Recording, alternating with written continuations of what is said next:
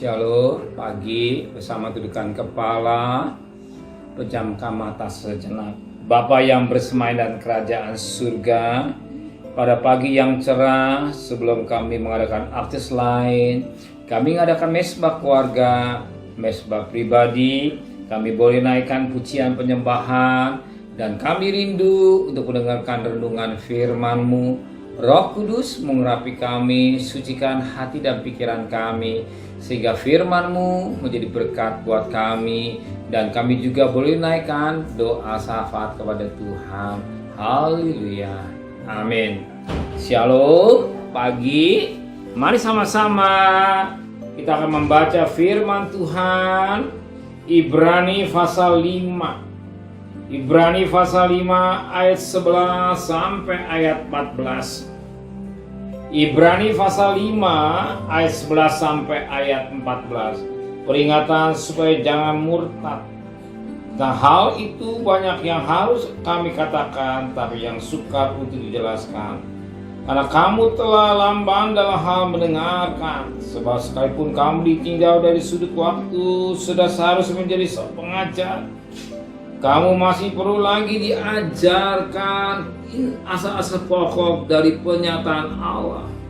Dan kamu masih memerlukan susu, bukan makanan keras. Sebab barang siapa masih memerlukan susu, ia tidak memahami ajaran tentang kebenaran. Sebab ia adalah anak kecil. Tapi makanan keras adalah untuk orang-orang dewasa yang karena mempunyai panca indera yang terlatih, untuk membedakan yang baik dan yang jahat. Puji Tuhan. Kita perhatikan firman Tuhan.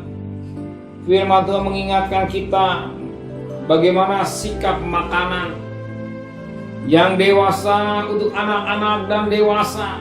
Tetapi makanan yang firman katakan hari ini bukan soal makanan secara jasmani, tapi makanan rohani. Kalau seorang yang masih baru, dia perlu makanan susu sebagaimana bayi, dan anak makanan ringan untuk anak-anak kecil. Tapi sudah dewasa, dia akan mendengar makanan firman Allah yang keras, yang sifatnya mendidik, yang mengajar, mengingatkan. Sebagai anak-anak Tuhan juga kita harus bertumbuh ke arah Kristus. Sebab Kristus ada kepala, kita ada tubuhnya. Dan dia sebagai mempelai pria surga, dan gereja yang bagaikan mempelai wanita.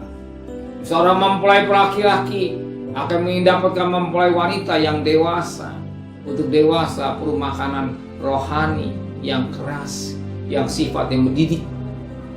Sifat yang mendidik supaya kita menjadi anak-anak Tuhan yang dewasa dengan situasi dunia yang kita hadapi hari-hari ini, yang semakin menakutkan. Kita perlu makanan rohani yang kuat, yang sehat, yang keras untuk mendidik kita supaya kita tidak jatuh dalam dosa.